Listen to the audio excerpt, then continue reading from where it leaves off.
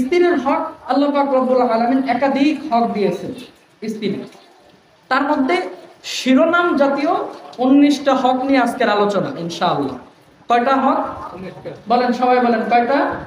19টা। এবং এই আজকের বয়ান উচিত মা বোনদের বেশি করে শোনা, যাতে আপনাদের কাছ থেকে ওনাদের হক ওনারা বুঝে নিতে পারে। এজন্য সকলেই মনোযোগ দিয়ে শোনা চাই। 19টা হকের মধ্যে 1 নম্বর যে হক আমাদের মা বোনরা আমাদের কাছে পায়, বিশেষ করে স্ত্রী, মা বোন বলা ভুল হবে, স্ত্রী যারা আছে সমস্ত মহিলাদের হক না।